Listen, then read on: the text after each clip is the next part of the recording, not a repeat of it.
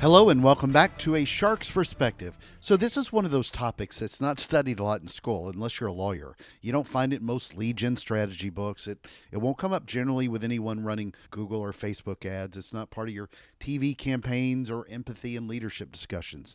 But if, like most businesses, there's a lot of pressure to grow, then understanding the legal complexity of customer contact preferences, especially as it relates to phone calls and texting, well, it's utterly important that you need to know more about the TCPA Act, a piece of legislation nearly 30 years old that can have a very heavy footprint on your best or worst practices. Eric Troutman is one of the country's prominent class action defense lawyers and is nationally recognized in Telephone Consumer Protection Act, TCPA, litigation and compliance, has served as lead defense counsel in more than 125 national TCPA class action litigations, and known as the Czar of TCPAWorld. And on this episode, we'll discuss TCPA, compliance, auto dialers, texting, personal liability, class action suits, Atticus Finch, cookie cutters, and a lot more. So let's tune in to the TCPA Czar with another Czar known as Shark the Great on this episode of A Shark's Perspective. Well, Eric, thank you so much for joining us today on A Shark's Perspective. If you would tell us a little bit about your background in law and your career to date. Well, sure. I'm known as the world's greatest TCPA defense lawyer, the Czar of TCPAWorld.com. Little known fact, though, I'm actually a trial lawyer by background. I became a complex litigator somewhat by accident about 10 years ago when I was asked to take on my very first TCPA class action. And, of course, since then I've been lead counsel in, probably about 125 nationwide TCPA class actions since then. It's been a pretty fun ride, but TCPA is all we do all day, every day. We've got a big team that helps folks defend the lawsuits and stay out of trouble with compliance and advocacy to the FCC. How do you get the nickname Czar? A great question, actually. I had a partner at a previous law firm. And when I started there, he comes in and he says, "Man, Eric, you are remarkable in this space. I mean, you're not just like known as a TCPA litigator or like the defense counsel. Like you are the czar of the entire thing."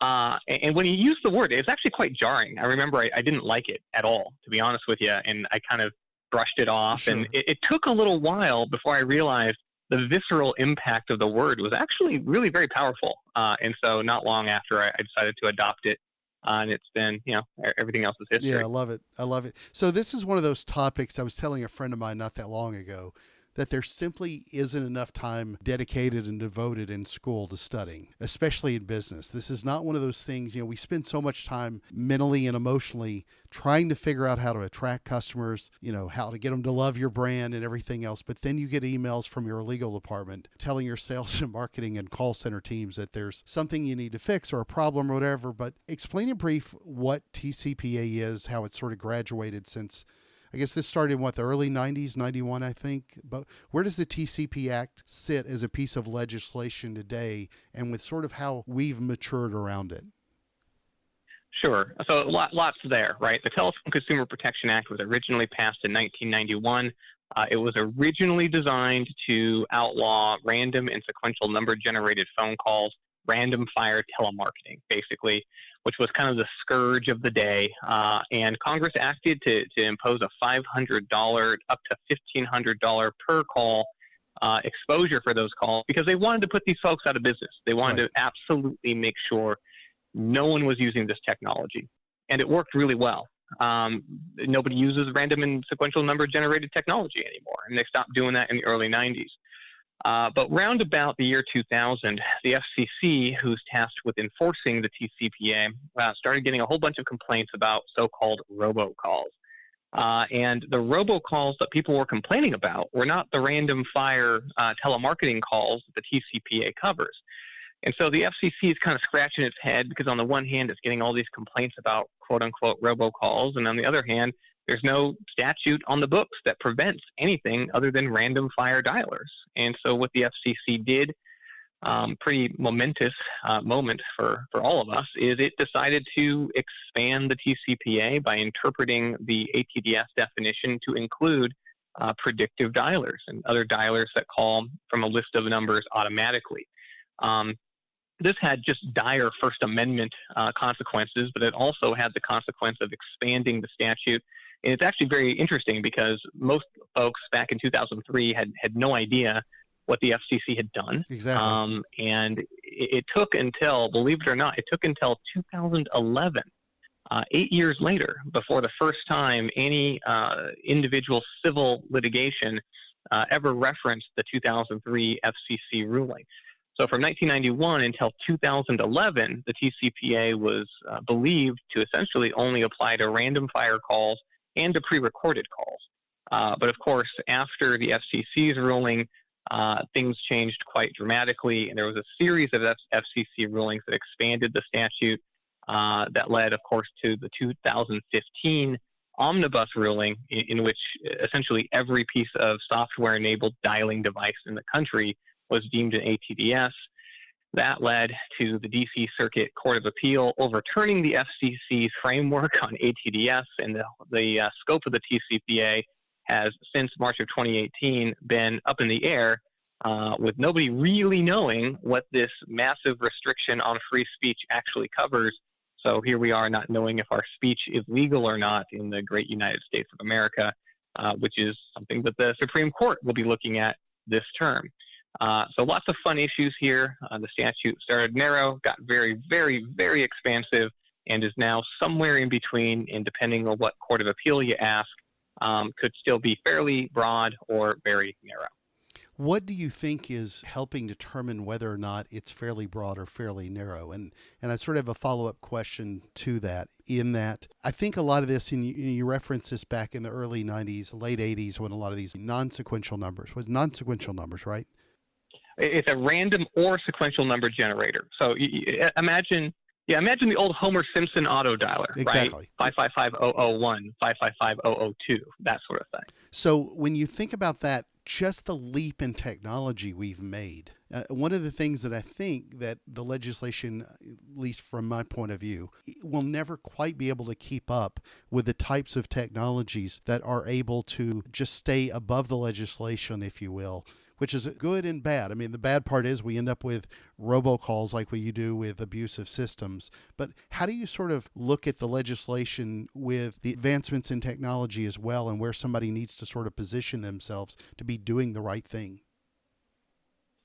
Well, so from a policy perspective, look, man, I don't know where to draw the line. I don't know what Congress should or shouldn't be regulating. But I will say that whatever they elect to regulate, the statute has to be clear. And the TCPA was never, ever, ever intended to be applied the way that it is. So there's no, it's not surprising that the statute is extremely vague and no one knows what it applies to, right?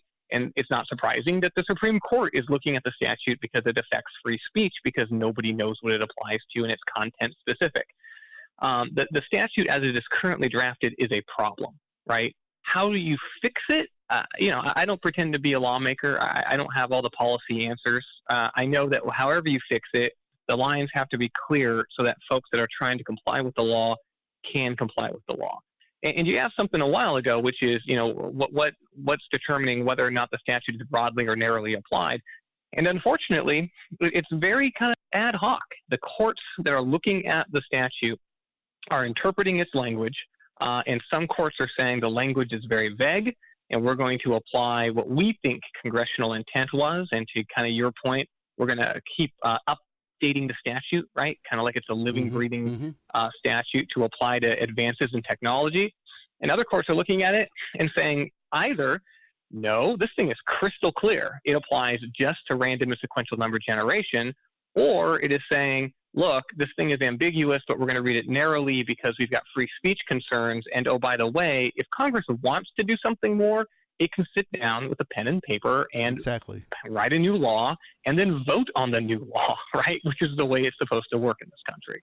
Yeah, well, I mean, it's amazing to me that a almost nearly 30-year-old piece of legislation, that we're so far behind in updating that law and writing a new piece of law. And it's kind of the same thing for me working in the space that I work in today, where when you think of somebody like Elizabeth Warren, who gets behind championing what we're going to do with social media or not, good luck. I mean, they're not even, if you think of things that really impact business, they're never going to be able to keep up with social media, just like this law hasn't, at least in my opinion, kept up with the advancements in technology. And fairly enough, I don't know that you're ever going to get a body of hundreds of folks in DC to ever agree on it. But if you kind of dial back, what has the TCPA done, in your opinion, to help clean up the industry in the basically 30-year period? Well, the TCPA is kind of a success story on the one hand and a complete and utter failure on the other, depending on how you look at it, right? So if you look at it through the lens of the TCPA being used to stop scam robocalls, it is a complete and utter failure, because what the TCPA does is it allows folks to file private lawsuits. But if you think about who the plaintiffs bar, these lawyers that are bringing these lawsuits, these class actions, who they're suing, they're not suing scammers. They're not suing, the overseas bad guys. They're suing legitimate American businesses with green money and real American bank accounts. And American businesses almost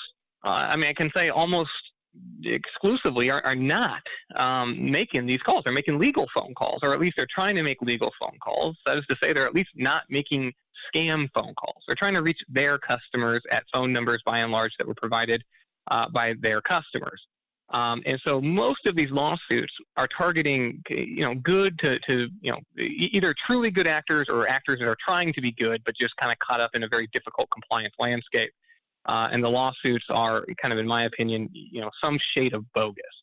And now, on the other hand, the TCPA is good because it does force people to honor contact preferences. And that's just good business anyway. And we think about kind of in the lead space, I always tell folks that, compliant leads are going to convert better, right? These are folks that are going to have had actually chosen to opt in, actually accepted written consent because they actually want the information that is going to be sold to them, or that is to say, they want information about the product that is going to be sold to them. Mm-hmm. If you're in the servicing space, which is a little different, I know, than your listeners, but many of my clients are servicers, and I tell them, look, if you want the customer to actually answer your phone call or respond to your text, you should probably honor whatever contact preference they prefer. And if they want to be texted, then text them. If they want to be called, then call them, and don't do something they don't want. And that's just good business sense. It keeps customers happy. And yeah, the TCPA kind of provides teeth to that. So from the one, from the one hand, it's a good statute in the sense that it does force folks to kind of pay attention to contact preferences. But, given how much completely frivolous and abusive litigation this thing has created, and the millions and millions and millions and millions of dollars in legal expense and settlements that it has kind of unleashed, it's challenging to say that the TCPA is a success story, especially when you look at the scourge of robocalls from the illegal actors we continue to see. In my opinion, I think Congress could do a heck of a lot better, just a heck of a lot better, both in defining the statute in a way that folks can actually understand what technology is being covered, but also you get rid of the private right of action, or you narrow it, give them a year on the statute instead of 4 years, get rid of the $500 per call minimum statutory violation damage. It's just much, much, much too high. And you could still get the same positive effect without all this these terrible, just very predatory lawsuits with lawyers getting millions and millions of dollars. It's just bad. It's just ugly out there. Are you sure you want to make that controversial of a statement that Congress could do better? I mean, you're going to make no one on the planet offended. Right? Yeah. But anyway, jumping back, did any of the verticals as a whole dramatically improve after the legislation sort of went into act over the last 20 years?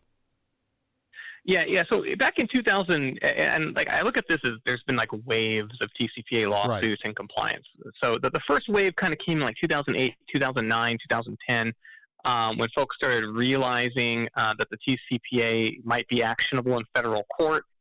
Little side note, the TCPA was actually never even supposed to allow direct private causes of action. It was supposed to actually just enable state court lawsuits under state law, but there was kind of federalist concerns because many phone calls were being made across state lines.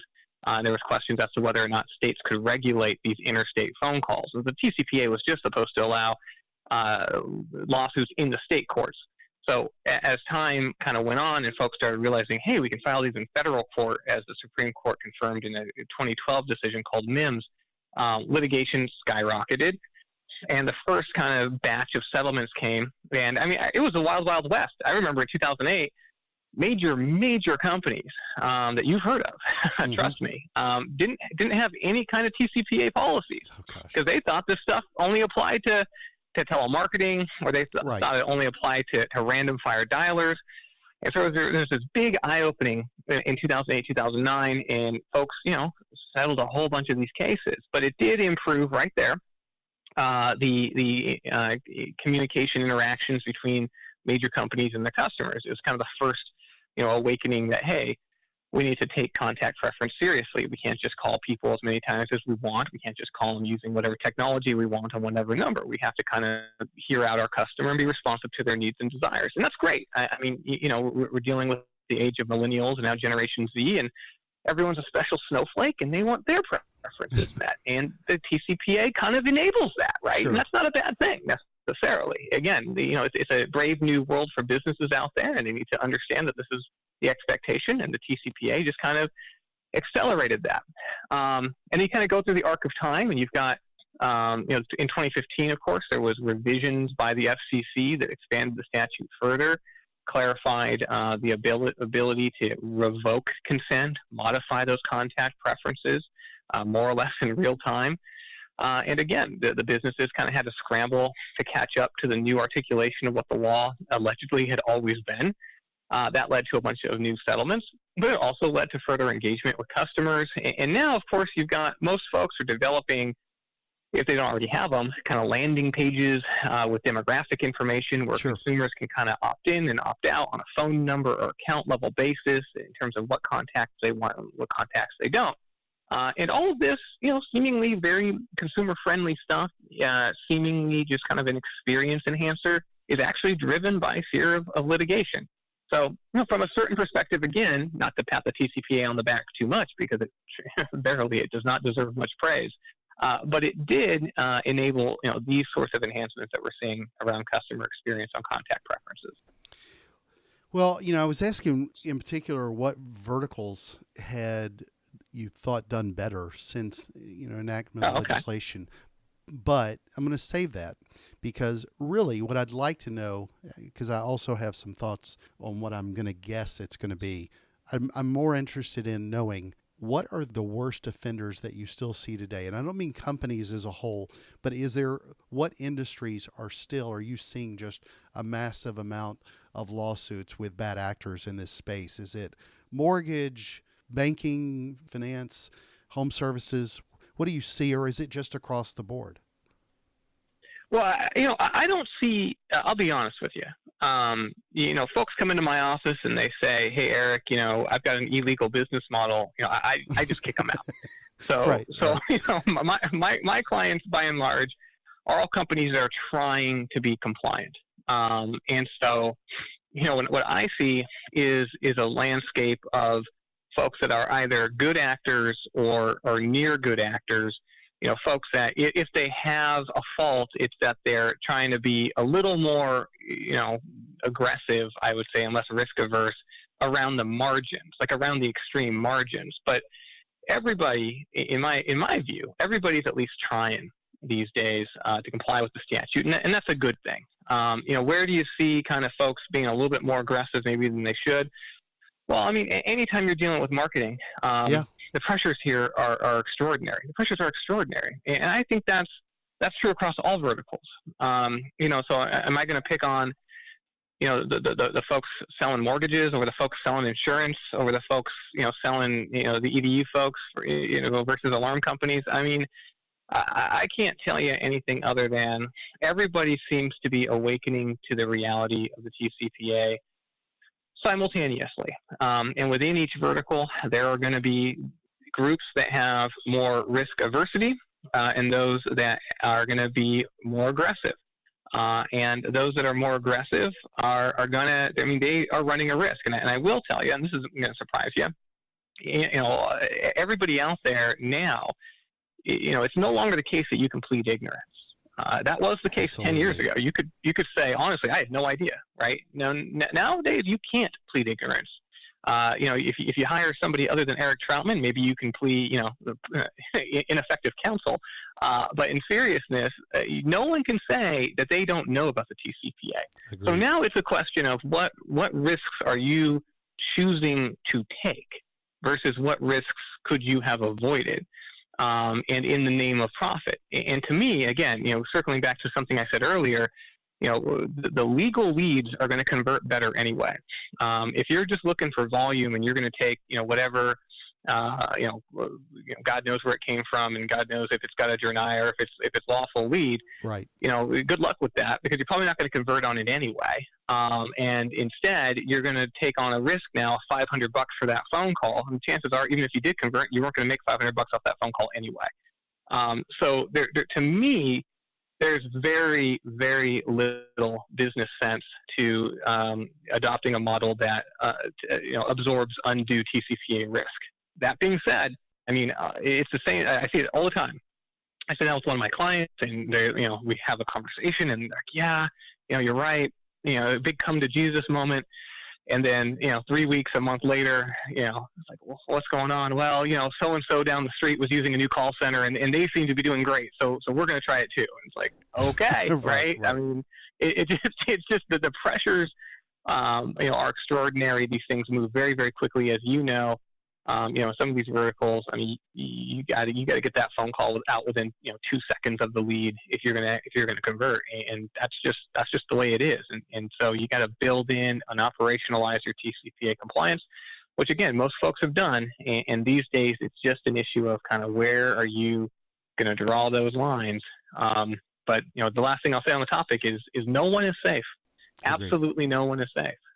You do not want to be low hanging fruit. Well, that makes me feel a lot better, because what I was going to guess was it was across the board, because everybody I talk to in every industry feels the same amount of heavy pressure, and that's causing them to, when they make a mistake, it's not industry specific or anything else. I just wonder if sometimes I'm missing reading the tea leaves right as well. But, that's the pressures are everywhere. So even in a good economy, but, I know you work on helping build out a lot of TCPA compliant processes, policies, and systems. And a lot of larger companies have attorneys on staff, or they have somebody on retainer who works at this. But what do you see a lot of that? I'm going to kind of label it in-house or typical outsourced counsel missing. Where do they come to you to help defend? What are some of the things that you typically see somebody forgetting to dot an I or cross a T to make something happen? Well, there's enormous complexity here, enormous. And so what folks need to understand is the biggest companies on the planet turn to us because they've got in-house specialists, right? They've got literally a team inside of that company that does nothing but TCPA, and they will still pick up the phone and call us for a couple of reasons. One, because I've got more experience in this stuff than anybody on the planet, and I can say that without question. And so that is a helpful resource. But two, because the risk is so extraordinary, and these days, if you are an in-house compliance person, you can actually be held personally liable for a TCPA issue if you miss it. But they want cover, right? They want cover. And so, there's not too many people out there that can say they've built, these TCPA processes for the largest enterprises in the country and help to take, folks with, you can imagine, 10, 15 different product lines, and they're all working separately and get them to all work together under an enterprise umbrella. So we serve as a chief architect. We can help project manage, and we can help kind of look over everyone's shoulder. But to answer the question that you were saying, like, what are people missing? I mean, people miss a lot because there's so many little things. And, I'm scared to say too much because I don't want to give any plaintiffs' lawyers that might be listening, too much fodder. But, the biggest thing I've seen recently is people waking up to the awareness that even if you're not using, automated technology, if you're making telemarketing calls, you got to have an internal do not call list. And you've got to have the written policies and procedures. And, this stuff matters. You see a lot of mistakes with people thinking B2B calls are somehow going to be exempt from the TCPA. You see a lot of mistakes with people using the same system for their manual and their automated calls. or folks trying to separate the two, but just not doing a good enough job because there's still a that's good and risky level of integration 100%. between the two. So I mean, but then you see things, just basic things too, like you don't even have TCPA policies. Like, what are you guys doing? You know? Yeah. So in any event, yeah, this is kind of what we do. We've got we've got a huge litigation arm, and we've got the compliance arm, and we can conduct audits. We go in, we make sure that you're buttoned up, kind of soup to nuts. But again, we help smaller companies, we help medium companies, but our bread and butter, believe it or not, are actually the larger companies that actually have their own in-house lawyers that do this stuff, but they still come to us for that protection, that additional layer of security.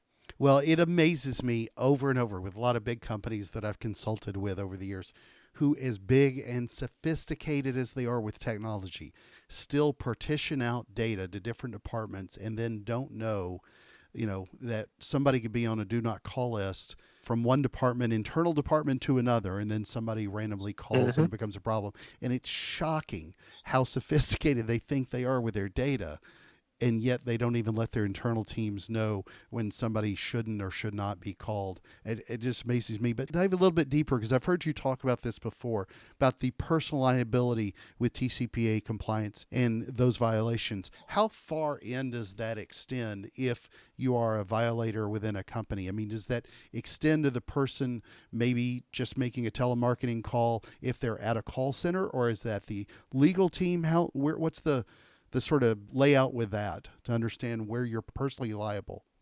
So the contours are still not clear. Yeah. And so let me just start addressing this by saying the TCPA is just powerfully unfair. It's unfair on a number of levels. We've already talked about the fact that it's completely vague, and yet it impacts free speech. And so you don't even know if your speech is legal or not to begin with, which is just an abomination. And then you compound that by thinking that the TCPA is unlike 99% of the laws out there, where if you do something illegal while you're working with your employer because you thought it was legal, you thought it was fine, and your employer told you to do it, and so it's just what you're doing, you're not liable for that individually, right? You are serving as a corporate employee. The employer might be liable, the company might be liable, but you're not liable.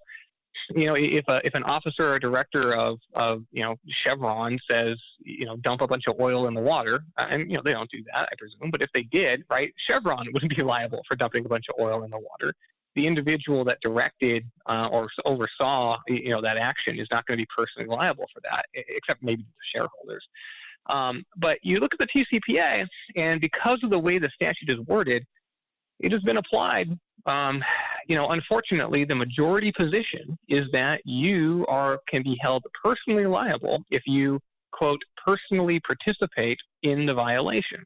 And I should note there's a minority position that I think is correct, that holds that the TCPA is really no different than any other statute, and you shouldn't be held personally liable if you acted within the scope of your employment. Mm-hmm. But focusing on the majority position, which says that you can be held liable, there's no, the exact outline here, the exact contours have not yet been completely and firmly established. We know, for instance, if you work at a call center, you should get hazard pay these days, because if you are placing a call, you can be personally liable for that call. If you send a fax, you can be personally liable for that fax, even if that's just your job. If you are working at a call center and you're the person that puts together the campaigns, right? You're the one that is identifying what phone numbers, what lists to call, and how they should be called, and you are feeding those campaigns.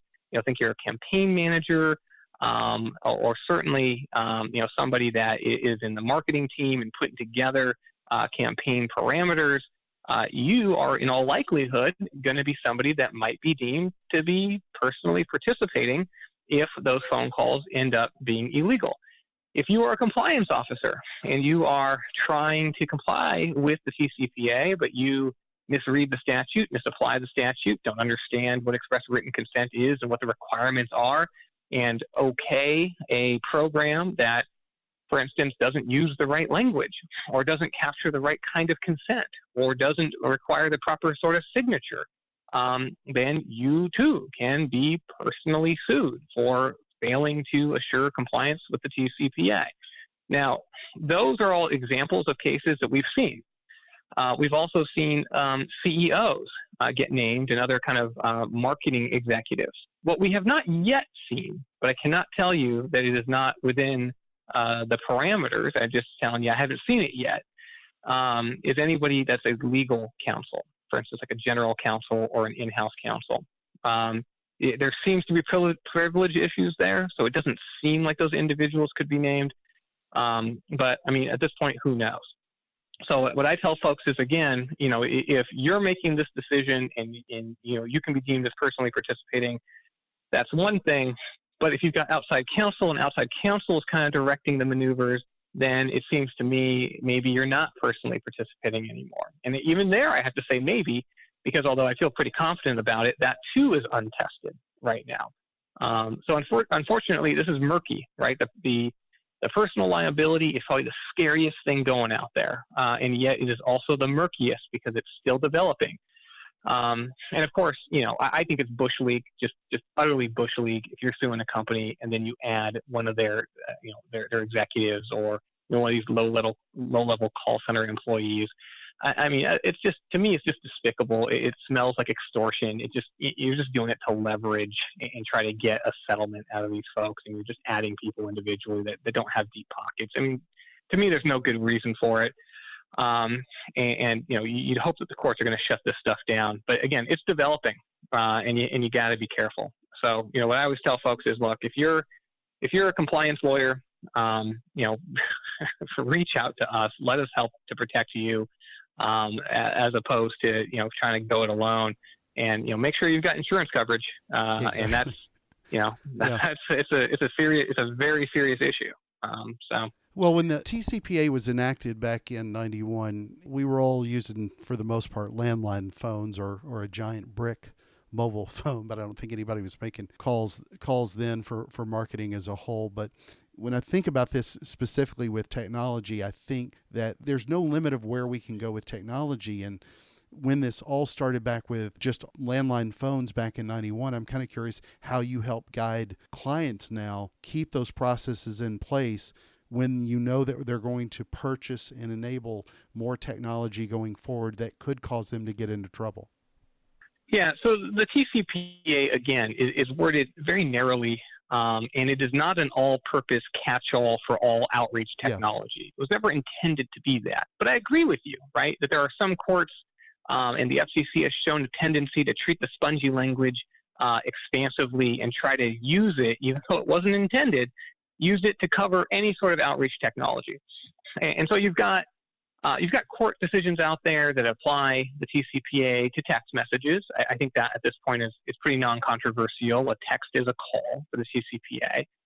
It's been applied to ringless voicemails. It's even been applied to email, exactly. Believe it or not.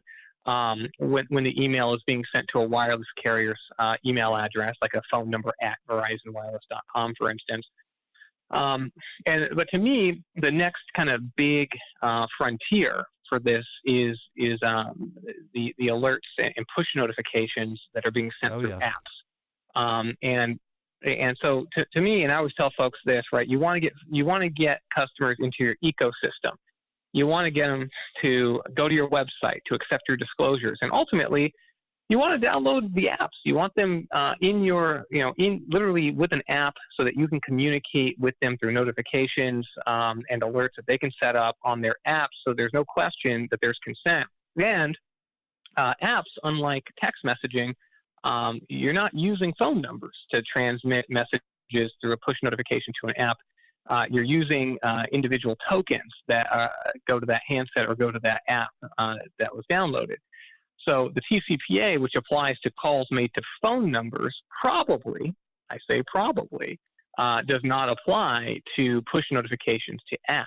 So it's a very fertile ground for folks that want to stay in communication with their existing customers and provide good service or good nurture and growth campaigns to use an app.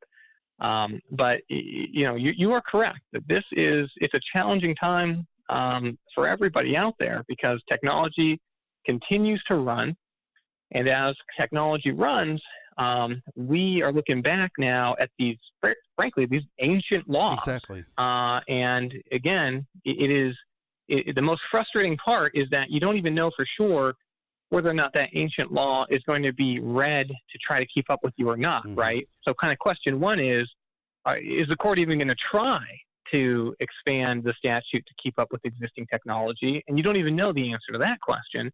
And then the answer to the second question is, if the court is going to try to expand the statute in some way, is the expansion going to cover you, or have you somehow outran that expansion because your technology doesn't quite meet whatever expansive definition it is that the court is going to apply? So there's kind of like double uncertainty, which is, as you can imagine, really pretty intolerable for business. And I do feel bad for them. And we do everything we can to defend them and keep them compliant, but it is very challenging. So you personally, as an attorney, you've been involved with, what, 70 plus class action suits now? Oh, that's dated. I'm well over 100. I think I'm estimating probably about 125 I've been lead counsel on in the class actions, and then over 1,000 individual suits as well.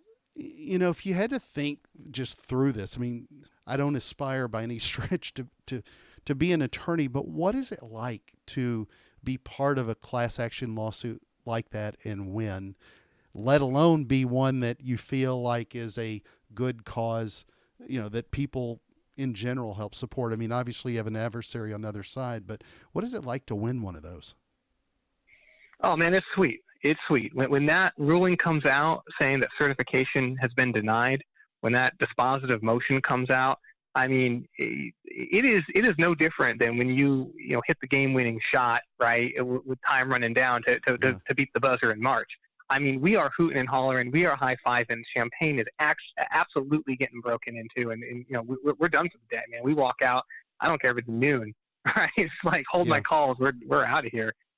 It is huge, and I always say, and I could be wrong, but to me, this is a no-failure profession. I have to this day never lost a certification ruling. I truly believe, whether it's true or not, that you can't survive in this space losing those things. They're too big, and everyone's going to know about it, and the market is too small. And so we've kind of built a reputation for handling the biggest stuff out there. Multi-billion-dollar federal court class actions is all we do day in, day out. But the stakes are incredibly high, and there is an incredibly high bar for the work product that we have to turn out, because success. I've got a big sign in my office that says failure is not an option. It literally is not an option, and you have to view it that way, because every single case we have is a bet the company case. Every single one, and every single one, in my opinion, has the potential to kind of end your practice, right? You can't live long in this industry losing big cases. You just can't. So you've done 125 or so. How long does it typically take a case? I mean, the law is not a fast process, but how long does it typically take a case from the moment, say, to start to where you get a verdict, an adjudication on it? I mean, what's the average tenure for that entire process? Oh, no, so they vary remarkably. I mean, we can get cases in where we can establish a quick defense.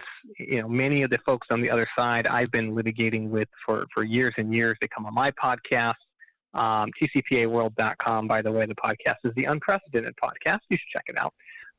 And they come on our podcast, and they're buddies and pals, and we can get stuff done real quick. And I mean, like within days. And then there's other cases where you have to kind of beat them up a little bit, right? You have to soften them up. You file some motions. You let them know it's going to be a dogfight. You punch them in the nose a couple of times. And they back off, and you settle the case individually. And then there's other cases where you get deep into discovery, and you're battling. One of the things that I think sets us apart in our defense strategy from other firms is we are very aggressive in discovery. We file protective order motions. We seek motions to compel. We pursue any angle we can against a class representative who maybe shouldn't be representing that class. And we've been very effective at demonstrating burden, demonstrating a lack of proportionality when plaintiffs are seeking really expansive documents, which they always do in these cases. And maybe you have to win a couple discovery battles before you can get the case resolved. And then other cases, you have to go all the way. You have to go all the way to certification. And as I mentioned, we've never lost certification. You don't want to be losing that. To this date, there have been 6 trials of certified class actions in the TCPA space in history. 5 of them have gone in favor of the plaintiff. Only one defense counsel won the case, but they ended up actually not winning the case because even though they successfully convinced the judge to take out plaintiff's primary evidence regarding the fax recipients, the court nonetheless gave notice to the class and allowed the class members directly to make claims and create a judgment based on the class's own claims of having received the faxes at issue, which should never have happened. But my point is, nobody has ever walked away from a certified TCPA class action unscathed. Nobody. And the verdicts in this space have been over $900 million. There was another one for $267 million. Some have been have been over $1 billion, although those have been reduced on constitutional grounds. So it's just brutal out there. I read on your firm's website that in your spare time you lead defense teams representing banks and other financial services companies in consumer finance litigation matters. Have you ever thought about maybe trying something like golf? I hear yoga's relaxing. It's funny. All I do, I've got 3 kids, right? And if I'm not working, I'm playing ball with the boys. That's it. That's all I got. It won't surprise any of my listeners or any of my readers to hear me say I have zero social life. I don't have a hobby. It is just my career and my kids. That's it. Yeah, that's all I've got. And family first. There you go. Yeah. All right, Eric, you're near the beaches of LA and the cold waters, but you're talking to a nickname shark. So I've got to ask, what is your favorite kind of shark and why? No, it's interesting because you didn't tell me in the lead up that you were going to ask me this question. But as I just mentioned, I've got these 3 kids and they're actually really into sharks. Overruled. I can continue. Yeah. So I've been reading actually to my kids about sharks, and I do actually have a favorite shark, and it's kind of dark, I guess, because the shark is the cookie cutter shark. And the cookie cutter shark is a deep water shark, and it's got this weird kind of like round jaw.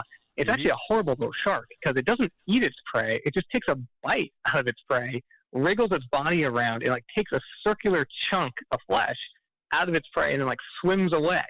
And they're pretty small. They're not that big. And so the prey, for the most part, will live, although sometimes it doesn't. But the shark just takes a bite out of you, basically walks away, and that's it. The shark is happy because it's eaten a stomach full of food, and it just moves on. And I just thought, what a bizarre creature to just kind of take a bite out of you and just kind of move on with your life. I guess that's kind of like how the plaintiff's lawyers like to live. They don't kill you all the way. You can shear a sheep many times, and if you're a cookie cutter shark, you can take a hunk of flesh and move on to your next victim, I guess. Yeah, no, I have seen one before.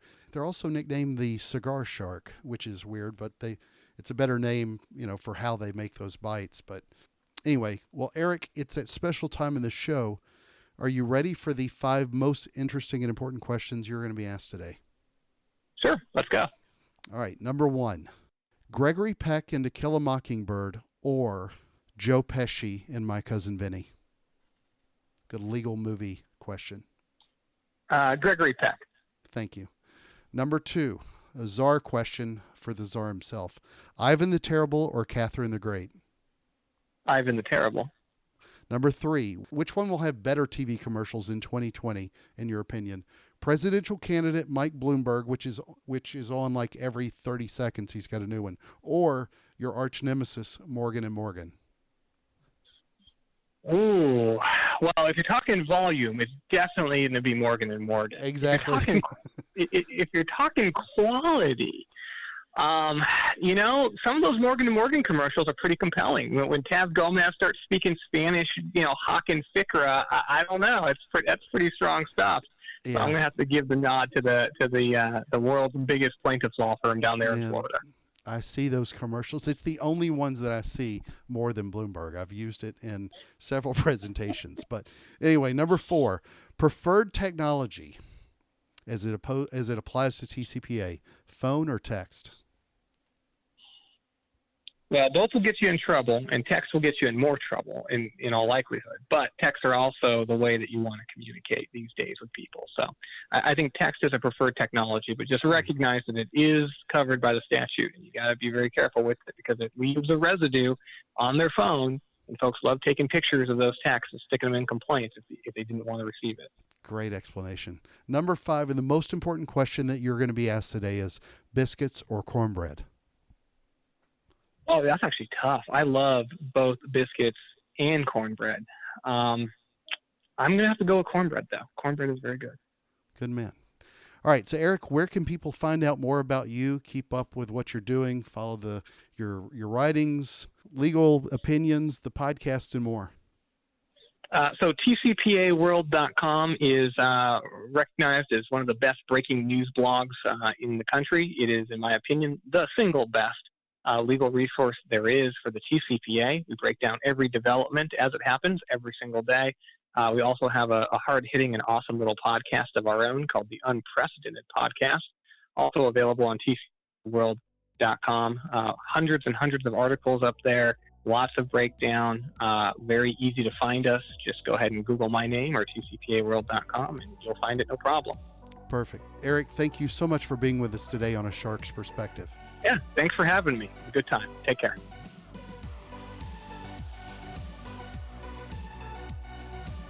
So there was my conversation with Eric Troutman, one of the country's prominent class action defense lawyers, and is nationally recognized in Telephone Consumer Protection Act, litigation, and compliance.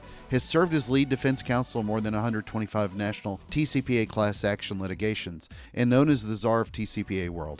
Let's take a look at 3 key takeaways from my conversation with him. First, so what should we do or not do regarding the TCPA Act? Well, I'll oversimplify it, and I'm neither a lawyer nor a lawmaker. However, as he said, Congress put together a vague piece of legislation. There's a lot of good in it for us, the consumer, but it's also created a lot of chaos for businesses over the last 30 years. It's created opportunities for people to skirt around the system, and that allows for a lot of bad actors to do the wrong thing, as well as some of those who create frivolous lawsuits for those that don't. Kind of reminds me of some other pieces of legislation out there. But as he said, you cannot plead ignorant to this anymore. And if you simply think that customers do not want to call you, they just want to text, then texting can get you in just as much trouble, if not more. I'll at least say this, especially to any small business that's growing. You'll spend more time on something like this than you thought you would. We spend so much time thinking about leads and getting new customers and loving them and them loving us back and likes and shares and all of that. But please understand that just because you didn't design a marketing campaign, for example, around calling someone in a call center might break the rules without bad intentions, or some third party that sent you a lead could have done the wrong thing to acquire that lead. Should you be scared? No. But aware? Absolutely. And more aware than just passing it off to your legal to give you some guidelines. Everybody needs to know more about this. I've seen this happen to so many businesses I've worked for or either consulted with, and it's almost always something stupid that gets them into trouble. So be aware, be more vigilant than you've been before. Second, we shouldn't need to preach more about customer experience, especially in regards to unwanted phone calls, text, and the like. But if you don't want to hear from attorneys, then you should, as Eric said, honor your customers' contact preferences.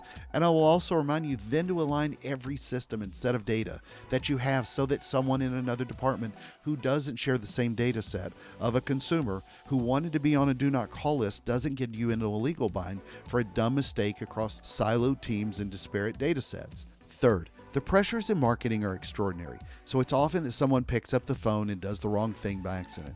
Love it when he said the question is, what risk are you choosing to take versus what risk could you have avoided in the name of profit? Bad practices and junk leads can get you into trouble, and you can be held personally liable and named in a lawsuit. Should you be worried if you're in a call center? Not necessarily unless the wrong intent is there and can be proven, but the idea that there is risk is just cray-cray. Especially when you think about how much you push your customers away, and if the company you work for isn't doing the right thing with a customer's preferences. So before picking up the phone, at least ask the question, even if it's only to yourself, did you acquire the right to call someone in the right legal and compliant manner? That may seem like the equivalent of just taking, an aspirin to fight off some major sickness, but it's not only a legal concern, it's also a CX one. Be clear on your disclosures and look at your technology and automation too. The capabilities in technology will far outpace how quickly the standards are set by those laws. And it will far outpace, sadly, how well most businesses truly listen to customers. Got a question? Send me an email to kenneth@asharksperspective.com. Thank you again for the privilege of your time. And remember, Shakespeare said that the first thing we do is kill all the lawyers. Just make sure that you're compliant in case you have to call them first. So join us on the next episode of A Shark's Perspective.